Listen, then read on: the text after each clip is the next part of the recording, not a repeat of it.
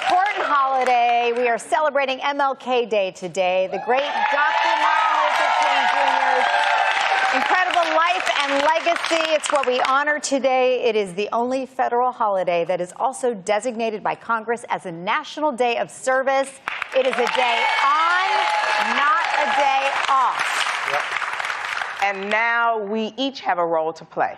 Participation has grown in communities each year as more Americans are encouraged to provide meaningful change in the spirit of the great Dr. King. Let us give a round of applause to all the community service organizations advancing the dream. And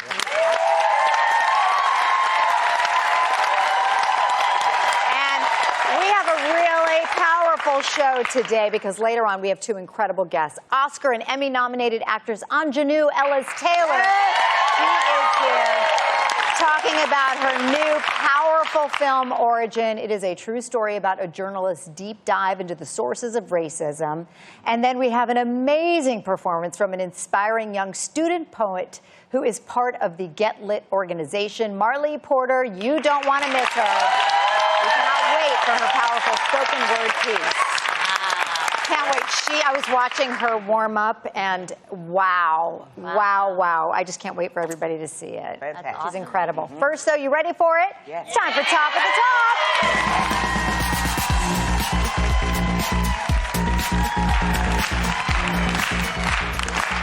What would you all do for a better night's sleep? I don't know if you all struggle with sleep. I do sometimes, but according to a new survey, almost half of Americans would give up the internet for a full year if it meant getting a high-quality sleep every night in return.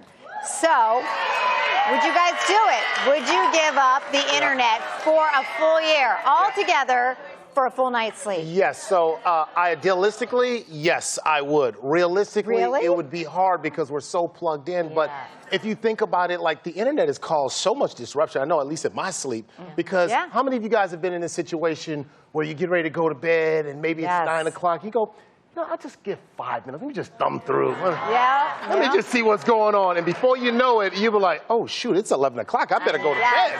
And all that stuff that you consumed, it's disrupting your sleep. I mean, you see all sorts of stuff, from funny stuff to emotional stuff to horrible things. All that stuff is like in your sleep, and you're not really sleeping. So I don't think we're designed to consume that much information. And you know that blue light, too. That's disrupting the sleep. Everybody tells you, all the therapists, the sleep therapists say, turn it off, shut it off. Don't look at it 2 hours before bedtime because it disrupts your sleep pattern. You know what I start doing? I actually start putting it further away from my bed so I can't even lean over. So even when I set the alarm, I just I got to get my butt out of bed to go do it. Just keep it away. I really have made a conscious effort of keeping a book that I'm reading right at my bedside table and I don't move it. And I really have replaced looking at my phone at night, because I will do that. You know, you just start scrolling, to reading. And I have had an amazing sleep schedule now by doing that. Just that change. Could you give up the internet? No? I don't think I could give up the internet. No, but just hearing Amanda, I was like, for 2024, I was like, I'm going to start to read a little bit. And I have a book that I started at the beginning of the year. And literally, talking about getting sleep, I'm still only a half page into this book. Because literally, every night I'm like, okay, let's get ready to read. What are you reading? Because maybe that's the key. Maybe I need that book so I can get a good night's sleep. Isn't that so funny, though? If you had your phone in your hand, you'd scroll for 2 hours. But when you read, you have you get through half a page. Not for me. If I had a book, I would want to read the whole book. I'd be reading and go, oh, what's about to happen next? What's happening in this next chapter? Depends on the book. Right. Did she have sex with the pool boy? I got to see. What? You sound like my wife. We know what book Cheryl's reading. What happened next? Oh, okay. It was Lady Chatterley's Lover. Remember Cheryl's nightstand is different than my nightstand. All right, well, if giving up the internet for a full year is too drastic for you, well, some people are doing something called Flip Phone February. This is where you replace your smartphone with a flip phone that can only make and send calls and text messages. So the idea is you get less addicted to your smartphone. Could you do this? Could you? Hell no. Oh. Listen. She hit him with the hell. I had a flip phone. Okay. I had a flip phone for about a year. I never got the hang of even texting on the flip phone, where you had to hold it down till you could get to the C before. I never got a hold. You were better off paging me. You want to get a hold of me? Page me. Yes. Page me. Oh, Don't you even go try back. to text me. I'm going way back because that's how you got a hold of me back in the flip phone days. Yeah. You paged me. Phones today are so crazy. Yesterday, I paid my car insurance on my phone. I was like, and by the way, I'm not tech savvy at all, but like I went to the app and I checked my insurance and I was like, oh, I owe money. Yeah. I need car insurance, and I just paid it on my phone, and I was like, I felt like a computer whiz or something. I was like, I felt like you And did so something. responsible. Yes, yes. You can do everything with a phone. What would you do? Pretty much. I feel like it would be like hard. Steve Jobs or something. I feel like it would be hard to live without it now. I mean, with the smartphone, because like I think about my kids and I think about the schools. Like, I get 5 emails from the school. I get 3 emails per teacher per kid. You know, by the time you get home, you don't like if you didn't have a smartphone, you couldn't stay on top of all them emails from the school and teachers. I can't believe Akbar reads all the emails that come from school. I don't read it. I don't read any of those. I mean, I free up my storage immediately. I see an email come from my kid's school. I'm like, whoop, delete.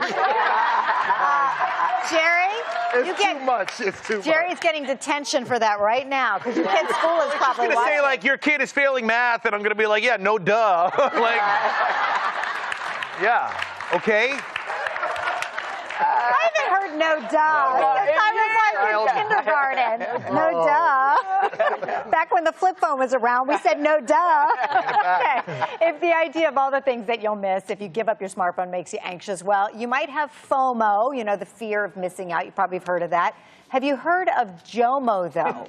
There's an article in the Washington Post. It describes JOMO as the joy of missing out. Oh. Yes, I love it.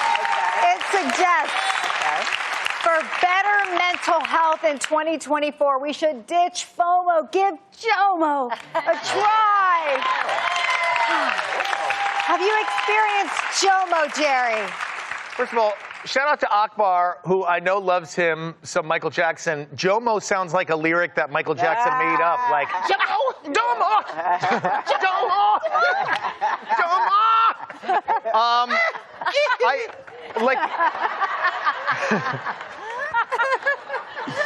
Where are we going? I'm so sorry. One more time, Akbar. Shamo.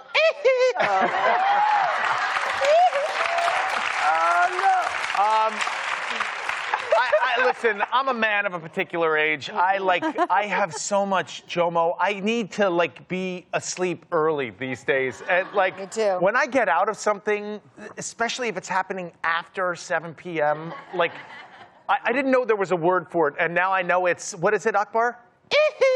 JOMO.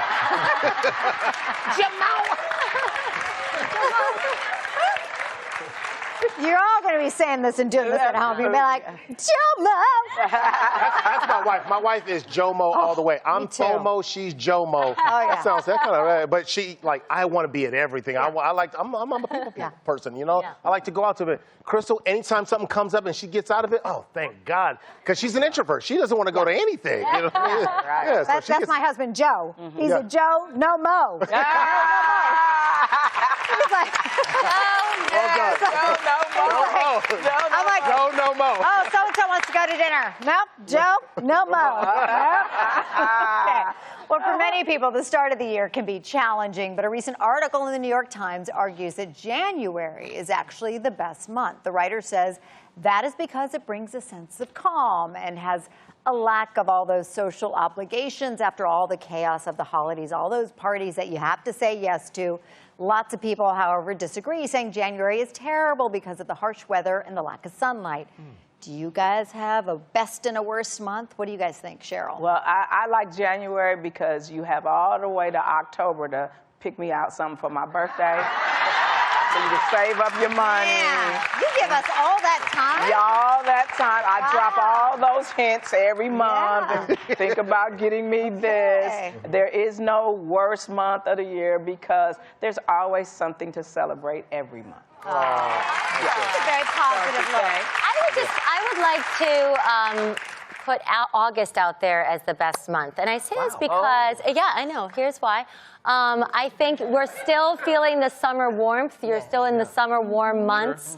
And a lot of people, I feel like, take August off. It's like nothing's really actually happening in August. Yeah. It's like, are people working? Are things getting done? Right. School's still out. Like, and you know, like Labor Day's coming and the holidays are coming, so that's exciting, but you still get to revel in this like lazy month of summer. And I think it's wonderful. I'm with you on that.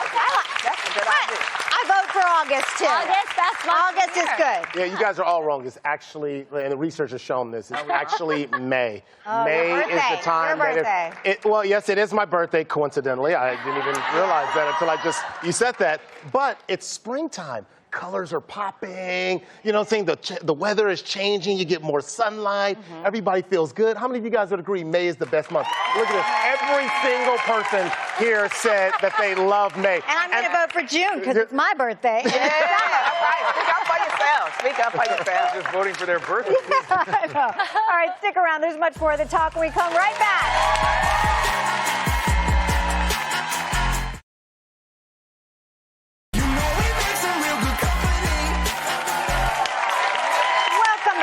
Welcome back. All right, a mom is going viral for an article she wrote explaining why she doesn't see the point of homework for young kids.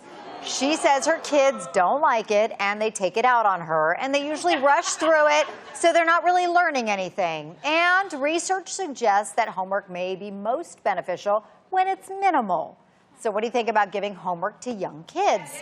Go ahead, Akbar. First off, you know, no disrespect to his mom, but this is hogwash. This is nonsense. Nobody likes homework, right? Like, let's be honest, none of us like homework, but you got to do it. Homework is great. It's repetition. It's what the kids need. Now, this is a true story. After the pandemic, my son went into a classroom, my young son, he went into a classroom where a teacher did not give him homework for the entire year. And he's a twin. And I actually saw the decline between my daughter and my son because he had no homework. But what it also does is it gives kids discipline. It gives them, structure that they need coming home, how to manage their time. When a kid comes home with no homework, that's tough. You know what, Akbar, I actually really agree with you on this. I mean, I just remember like being a kid dancing all day after school and then coming home and having to do my homework. And I think having that like ingrained in you as a child just makes you a more capable adult. As you know, when you get a job one day, your homework is your job. Like and as much as we need to like balance our lives and not take work home with us, if you want to be good at something, you have to learn how to do it. That's right. Repetition. Absolutely right. And you know what? I think for the mother, parents need to understand that the teacher is doing the job that they were brought in to do, which is teach. And they're doing the best they can. So sometimes the parents don't need to jump in and tell your child, you don't need to do this, because now you're debating against the teacher in the school. You're undermining authority. Sometimes, I will say, though, having been that parent, sometimes it's left on the parent to sometimes teach your kid the subject matter when it's like math, and you're like, I don't remember the math. I'm like, I don't remember geometry. You pumped that one. I'm like, Joe, this is you. This is not me. That said, though, I mean, time management. It teaches you all the important skills in life, how to budget your time, how to be, you know, that person that you've got your head screwed on straight, that you know you can tackle a subject and you can get it done. You got to know how to problem solve. Problem solve, and it's so essential for learning in life. And teachers don't get enough credit. They don't. You know, you got to work with the teachers. That's right. You got to help them out. That's right. Exactly. Yeah, that's right. You guys know here at the Talk, every night I go home, I do all my talk homework. I do it all. I'm like, watching everything, study everything.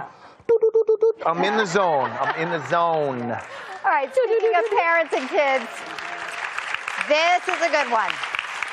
This is going to get some fiery debate. Well, maybe not. A mom-to-be took to Reddit recently to vent about some unusual behavior from her mother-in-law. Apparently, the mother-in-law threw herself a baby shower. Yep, where only her friends were invited. It was only in her own theme with her own gift registry. A reminder, she is not having the baby. She even set up her own nursery at her house. So then The mother-in-law then gets upset when the couple complained, saying they were taking away her joy of being a grandma. What do we think? All right. Now, hold on, audience. Before you boo me, I just want to say... Present the other side. I just want to say I'm seeing this in a different way. It doesn't mean that this was the way, but I know a lot of grandmothers and mother-in-laws, you know, that are grandmothers, that are literally like a nanny to their grandchild. Yeah. They, you know, pick them up. They sleep over on the weekends. They basically are taking care of the child so that the mom can go work or what, you know what I mean? So I'm giving this mother-in-law the benefit of the doubt in saying that she did this because she's going to be that type of mother-in-law grandma. Yeah. I got a buzz. I was worried. I sort of get where you're going. That's Amanda. You did a good Sweet job. Amanda. Yeah, I sort of get where you're going. Go ahead, Sheryl. But why are you throwing a baby shower like you having a baby? Because she's excited. Well, okay, listen, we all grown women in here, and we all know that we had to pitch in and stuff, but I'm not throwing no baby shower because I didn't have no baby, you know what I'm saying? But if you're going to give me some things and set it all up, that's different than that. I think that the mother-in-law has something against that daughter, and it was something against her long time ago before she got, I bet she was talking smack while she was walking down the aisle. She don't like her. They need to talk it out. Hug it out. All right, up next from the movie, origin actor Anjanou Ellis-Taylor. She is here. We will be right back.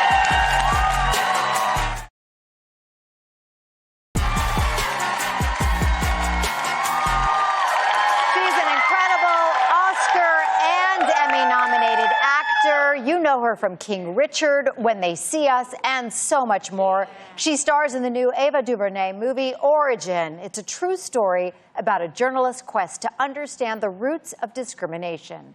Take a look. I don't write questions. I write answers. Questions like what? Like, why does a Latino man deputize himself to stalk a black boy to protect an all-white community? What is that? The racist bias I want you to explore, excavate for the readers. We call everything racism. What does it even mean anymore? It's the default. When did that happen? Brett, don't me. So wait, so you're saying that he isn't a racist? No, I'm not saying that he's not a racist. I'm questioning why is everything racist?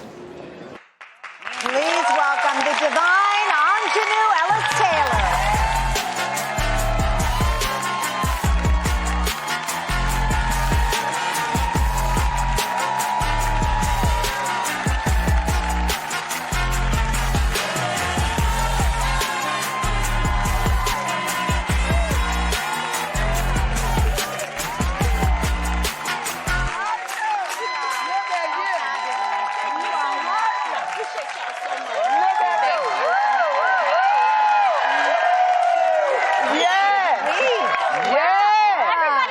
Shoes? Amazing. She said, Sheryl needs those shoes. Be 10 feet taller, Sheryl. You better know it. That's a sharp outfit. Yes. That's a sharp. First triumph of the day is getting out here and not falling. That's it. Yeah, give me a round. That's a triumph. You know what I That's mean. right. Yeah, I do. We are so happy to have you on the show today, and I have been a fan of your work for years. When you played the mama in the Clark Sisters show and threw that shoe when that girl wasn't singing right, you laid me out. You are such a great actor. You can feel what you do. You are amazing. You are amazing. But, okay, I heard you recently added Taylor to your name for a very personal reason. Tell us about that. Yes, well, people think that I got married. I'm not married. I'm not married. But Anjanou Ellis all my life. My mama gave me my father's name. But she left me in 2019. And interestingly enough, she left me right before all of this stuff started happening, you know? And I wanted her to be along with me in my journey. Yes. So. I love that. That's so beautiful. I wanted her, And she is. She still is. She's guiding this journey that you're on. Yes. You're an incredible actor, like Sheryl said, and congratulations. Now, I read that you love to channel, or you used to love to channel Denzel Washington. Is this your secret? Is this what's happening? How does that work? What does that look like? Quick story. Denzel is one of my acting heroes. And so I had this role. I was here in Los Angeles, and I said, okay, how would Denzel Washington say these lines? So I was in the shower, small bathroom, shower, toilet right next door, right next to it. And I was saying my lines in the way that I felt the amazing Denzel Washington would say, they're his lines. So I was in the shower doing my lines like Denzel Washington. And then all of a sudden, I did a little bit too much. My elbow hit the wall. No. The next thing I know, I was airborne. Oh my gosh.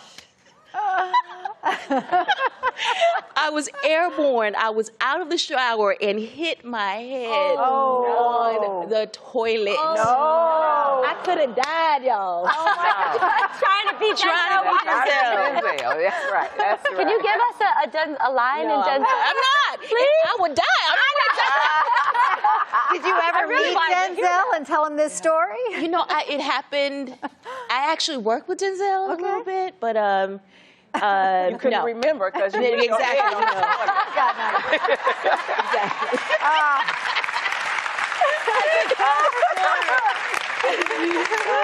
We got to talk about this movie. I mean, you give it extraordinary performance. It is so powerful, so emotional.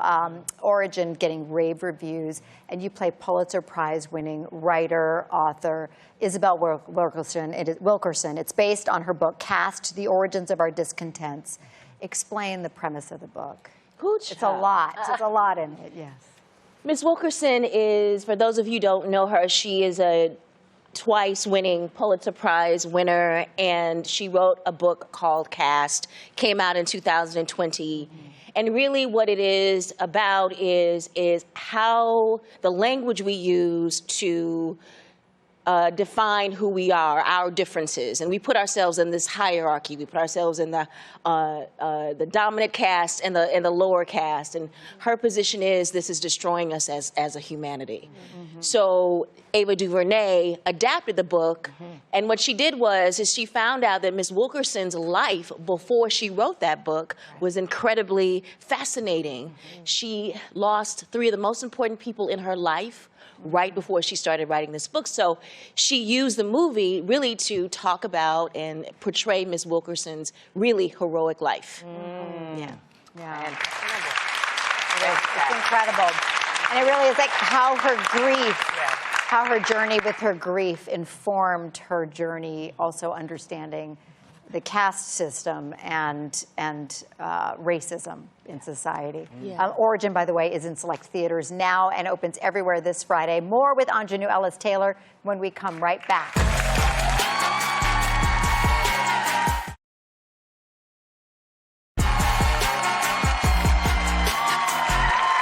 We're back with the very fabulous Anjanou Ellis-Taylor, who stars in the new movie Origin. In the spirit of King Day, I want to talk to you about your advocacy in your home state of Mississippi about the former state flag. Set the stage for us. Well, I moved back to Mississippi about 12 years ago, and I noticed that we were all sort of ignoring the elephant in the room, which was the Confederate flag. And I realized that it was a part of my childhood, and I couldn't stand for it to be a part of my adulthood. So I just started doing stuff to make people mad about it. And I did this billboard that said "We shall overcome," but I had it written in Confederate flags. Wow, powerful. So powerful. That's powerful. Everybody was mad about that. Powerful. Everybody. I got cursed out by everybody. Yes. But anyway, I started wearing things on red carpets where I would say, take it down, President Obama, take it down.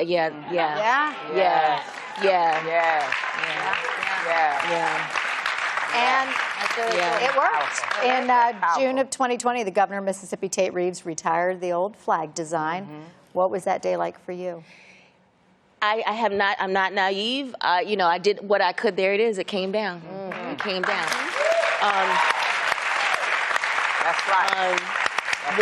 My efforts were the efforts of a whole lot of people for a long time, and ultimately Mississippi didn't want to lose what it was going to lose, which was revenue, because the world was saying we can't take this anymore, and they were rightfully said that.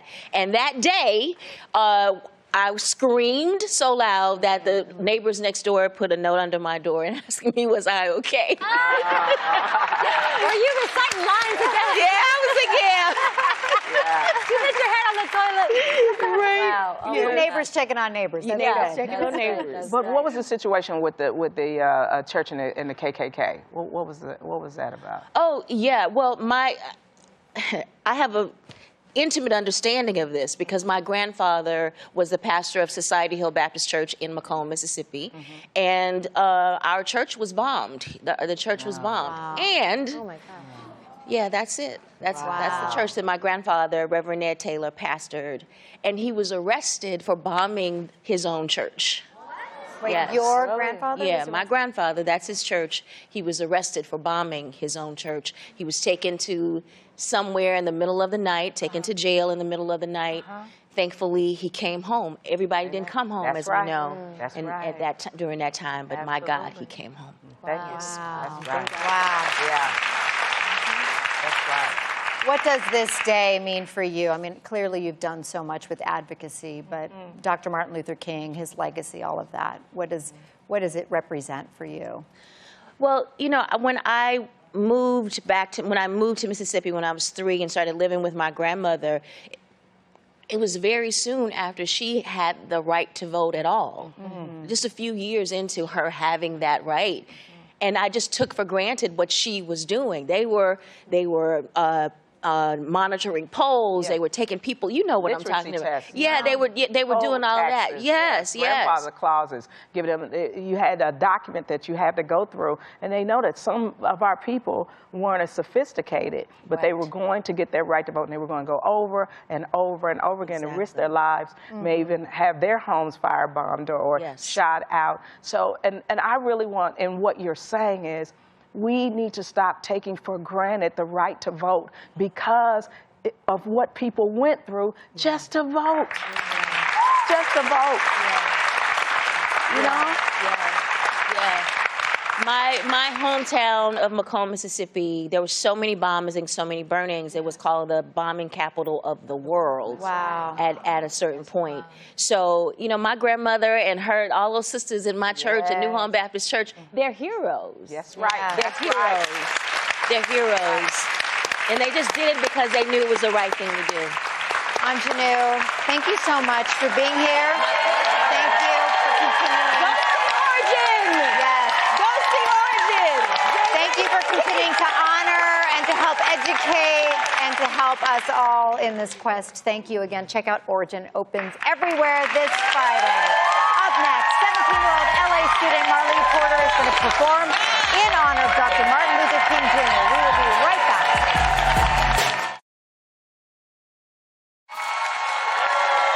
We've got something special for you all right now. Get Lit is an amazing organization that educates and empowers young people through words and performance. We're lucky to have one of their student poets here today as we reflect on Dr. Martin Luther King Jr.'s life and legacy. Performing her original poem, A Dream Realized, please welcome 17-year-old Marley Porter. I can't quite wrap my head around the definition of a change maker. A series of adjectives strung together that society has collectively decided gets assigned to an elite few. Well, I can guarantee I didn't know what a change maker was in the 2nd grade when a classroom full of eager 8-year-old faces were told to embody one. The boy to my left pleaded for someone in particular. His hand shot up and in full exclamation he stated, "I want Dr. King." He said it was because he too had a dream. One not yet realized when the words that parted from King's lips split biased brains like the Red Sea, but brought them back together again in a sense of coherency. Through every vibration summoned through his soul, held close by his heart and imagined by his head, a ricochet of change swept the nation as his words brought to life a future for which he hoped for all. I have a dream, he said. I have a dream today, he said. But as time ticks, today starts to feel more and more like yesterday. And as I flip through the calendar to count how many yesterdays there have been, I count 22,029. And how many lives? 1955, Emmett Till, Drew, Mississippi. 1963, Denise, Addie, Cynthia, and Carol, Birmingham, Alabama. 1969, Fred Hampton, Chicago. 2000, Prince Jones, Fairfax County. 2012, Trayvon Martin, Sanford. 2014, Eric Gardner, Staten Island. 2014, Tamir Rice, Cleveland. 2020, George Floyd, Minneapolis. 2020, Breonna Taylor, Louisville. 2024. There's a small part of me that wonders how much of this dream he would still believe in. But there's a larger part of me that knows that so much of it has already been realized, because unbeknownst to him, every footprint towards Selma is synonymous with society's greatest shoe to fill. Each generation after, layering on symbolic socks of passion, love, and maturity in hopes to get a snug fit in his shoes. Because even with additional support, none of us can walk a mile in his boots. But as a love letter to a man that helped shape America, I think we should all at least try to. And to the second-grade boy who wore shoes the size of his father's, I'm endlessly proud of the growth that you have made. No longer clumping around in the play structure looking for trouble, you now take strides in pride, understanding the changes you have fostered. In 4 months, I will look to my left, and there will be a boy who's beginning to look more like a man sitting next to me on the graduation stage. A dream fulfilled. All thanks to the inspiration he got from a change maker in the 2nd grade, a great man who goes by the name Dr. Martin Luther King.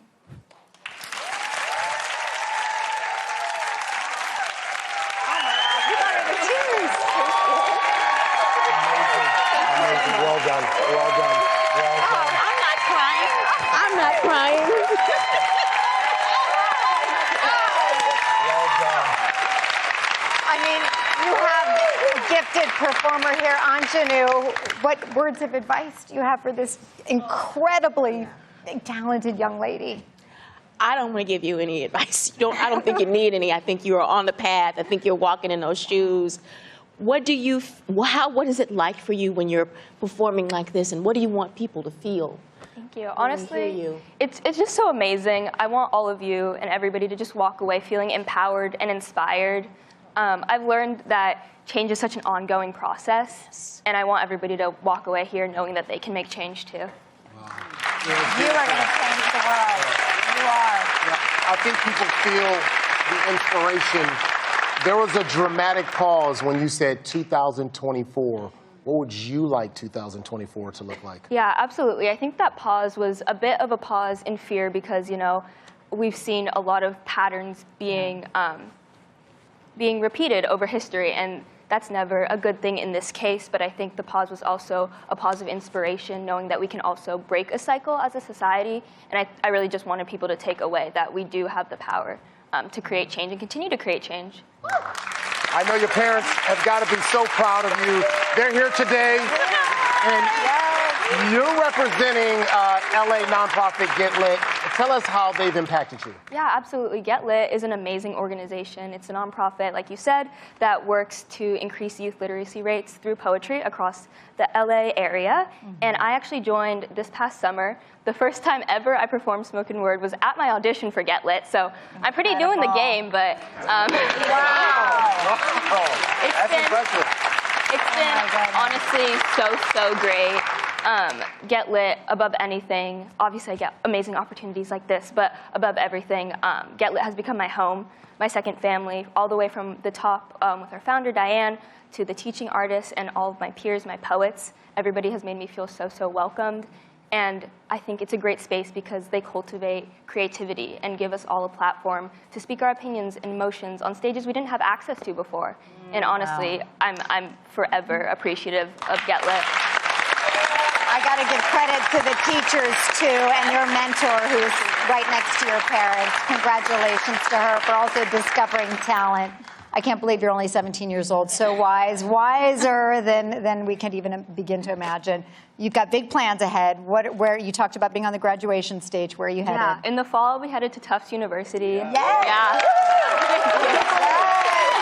Oh my gosh, Marley, go get them, all right? Thank you so much. And be sure to go to the website to find out more about Get Lit.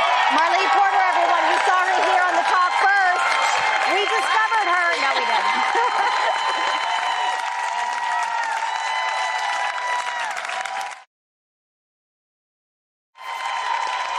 We've got great shows coming up this week. Danielle Brooks from The Color Purple will be here. Chef Ann Burrell, Lucy Hale, Allison Holker-Boss, Vanessa Morgan, plus a whole lot more. You don't want to miss it. Join us for The Talk.